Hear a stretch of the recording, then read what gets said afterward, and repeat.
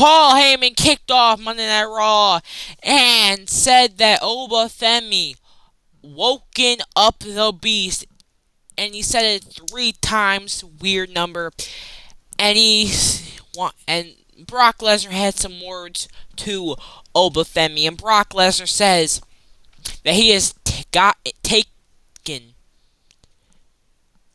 some whoopings before, but nothing like he had at WrestleMania.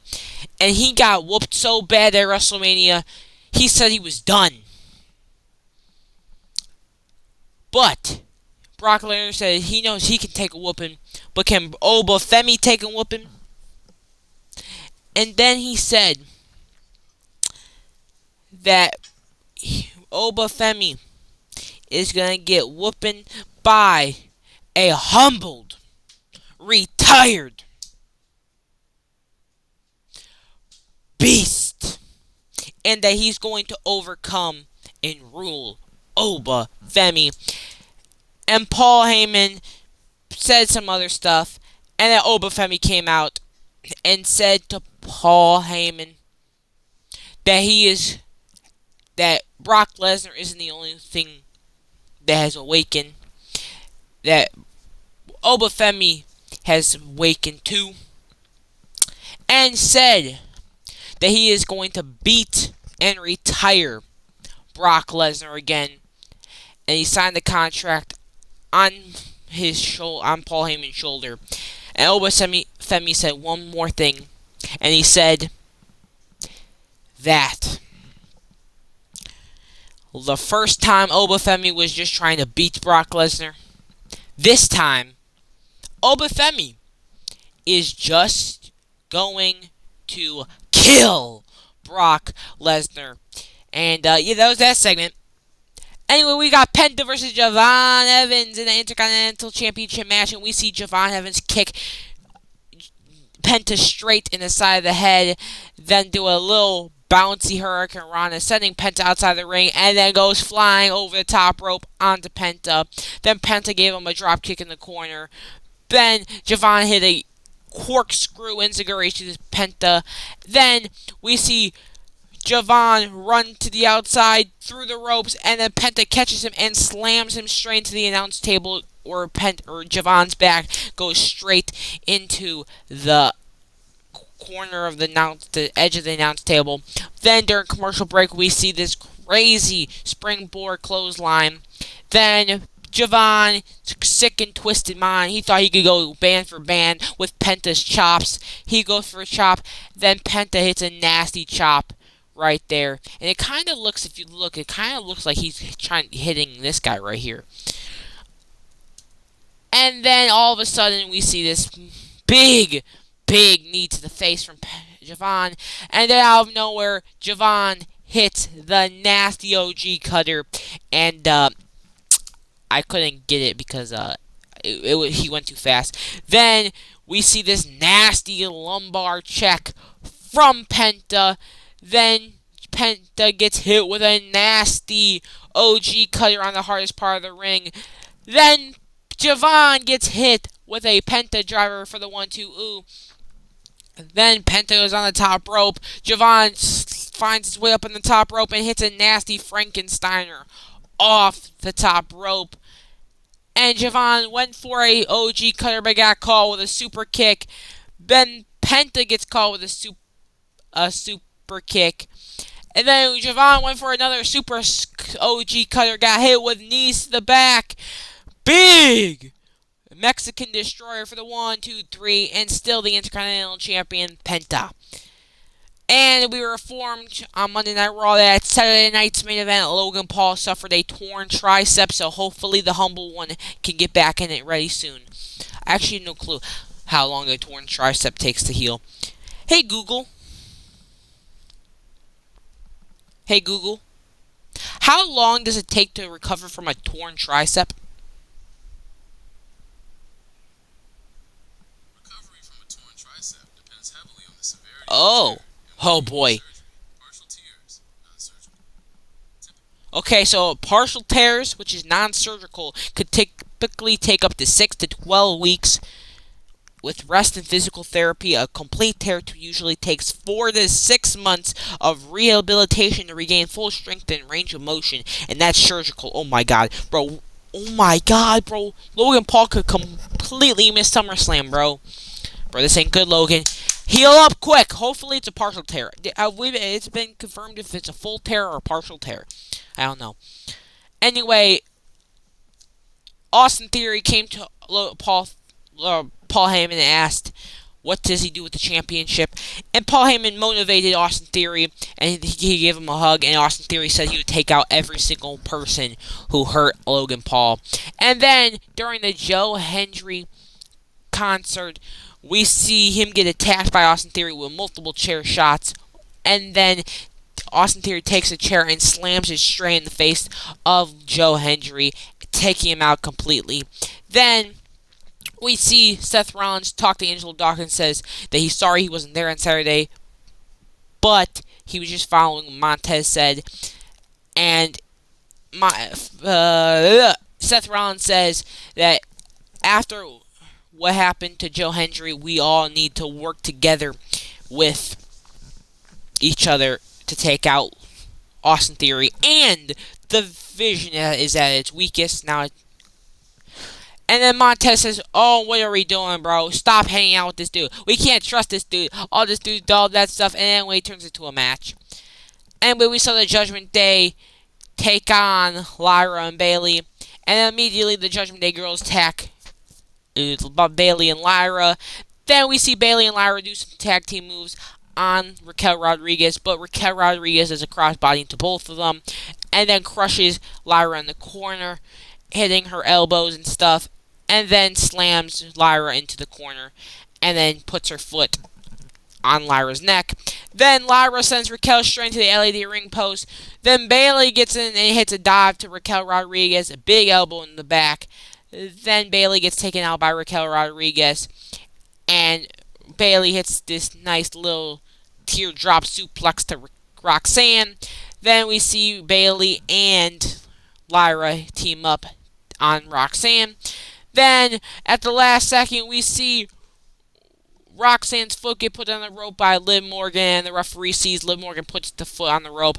She gets injected. Bayley takes out Liv, and then we see Lyra come on top of Raquel, but this does not work well, because when Lyra gets rolled up for a 1, 2, ooh, and then gets hit with a pop rock, tries to almost get hit with the pop rocks, but gets hit with the enziguri. Then we see Bayley get on the top rope, trying to hit a back elbow drop, but then Dominic Mysterio gets on the top rope, distracting the referee, allowing Raquel Rodriguez to push Bayley off and hit Bayley with a pop rocks for the 1, 2, ooh. Then Lyra sends Raquel Rodriguez to the outside. Then we see Dom gets on the top rope again, throwing his AAA Mega Championship in the ring, letting Bayley and Roxanne fight for it, and accidentally hitting Dom straight in the face for the 1, 2, 3 roll up, and Bayley and Lyra win the match. And then we see LA Knight come out here and wondering why the Usos are back with Roman and being Roman's lackeys again, but this got Jimmy mad. And Jimmy says to LA Knight that if he wins the King of the Ring, he gets a fair and honest shot at the OTC, and that Jacob is family business and LA Knight is not family business and can stay out of them, and the Usos are still cool with LA Knight. But then LA Knight was like, I heard honest and fair, but I don't think it's going to be honest and fair. It looks like it's going to be what happened last time around. And then Jimmy gets all defensive, saying, okay, well then, if you get involved with Roman OTC business, it's going to make family business. And then LA Knight said, this is exactly what I'm talking about. Old bloodline habits. And they just got an argument. And, yeah, it looks like the LA Knight vortex still being in the bloodline. So, yeah. Anyway, we see Adam Pearce and Rey Mysterio talk to each other. And then Ethan Page comes out here. So what's going on? What did he do to earn it? Which is true. And then we see Ethan Page gaslight Rusev into thinking that Adam Pearce was trying to take away Rusev's shot and giving it straight to Rey Mysterio, and Rusev was like, "Why? What did he do to earn it? What did he do to earn it?" So made the number one contendership match where we had Rey Mysterio take on Rusev. Anyway, we saw Seth Rollins take on Montez Ford, and they started grappling in the first part. And then eventually, Montez took Seth Rollins off his feet. Then this got Seth Rollins mad, then started punching him and Montez on the ground. Did a big dot to the outside to Montez. Then Seth Rollins got sent to the outside, and then Montez goes over the top rope, landing on Seth Rollins. Then they get back in the ring. We see Seth do a beautiful rolling forearm to the face. Then Montez plants a big clothesline on Seth Rollins. Big enziguri as well. Then Seth Rollins hits his classic superplex into a Falcon Arrow for the 1-2 ooh. Then Montez hits a super kick into a pedigree for the 1-2 ooh. Buckle bomb. Then we see Seth Rollins get thrown to the outside with a big over the LED ring post dive to Seth Rollins for a big from the heavens for the 1-2 ooh. Then Montez gets hit with a stomp for the 1-2-3. And all of a sudden, we see Angelo Dawkins gets hit with a steel chair in the back and stomach, and then straight across his head. And then we get to the back after commercial break, and Montez and Seth Rollins are like, and Montez finally says, "You know what? There's a bigger fishes in the sea that we need to take care of. So let's be friends and let's work together to take out the Vision." So Seth Rollins finally gets a friend. So congratulations. Oh, look at that.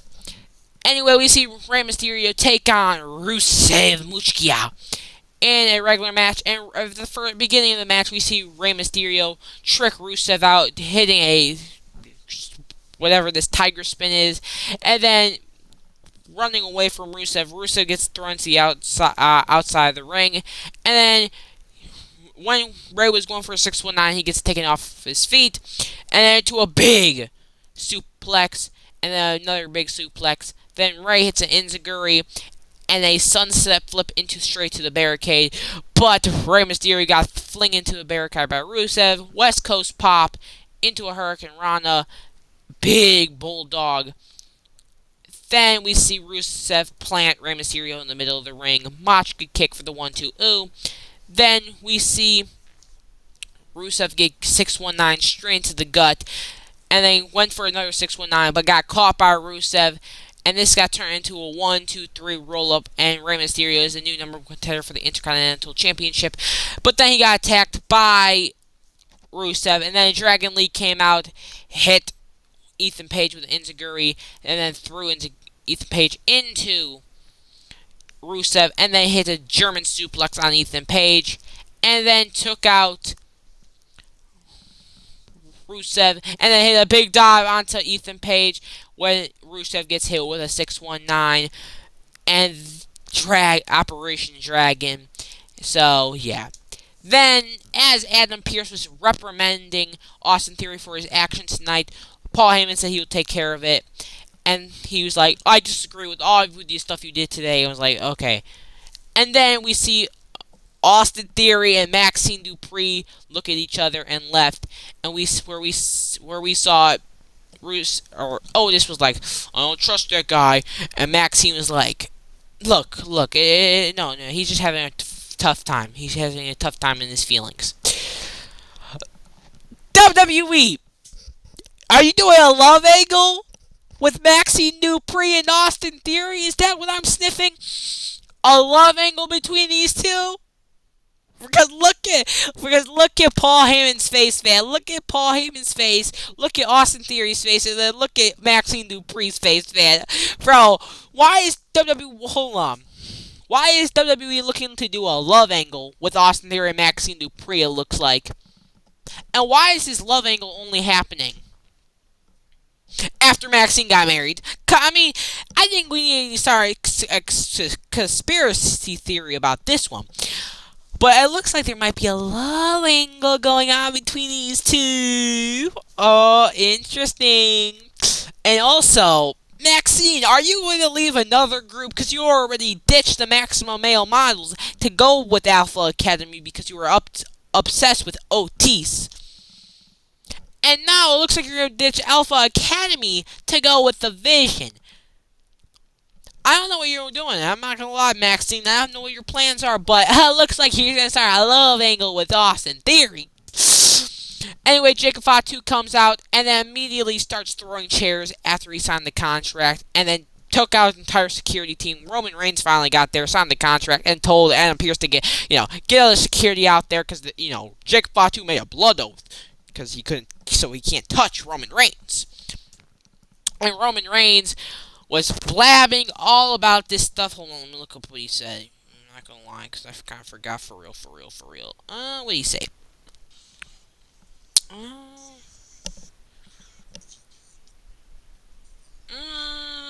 don't really know. Roman says some stuff that he has to acknowledge, and then blah blah blah blah blah. Jacob said some stuff, and he was gonna dog walk Roman, and Roman says if Jacob Fatu can't dog walk him, then Roman's gonna domesticate him and make sure Jacob serves Roman Reigns, so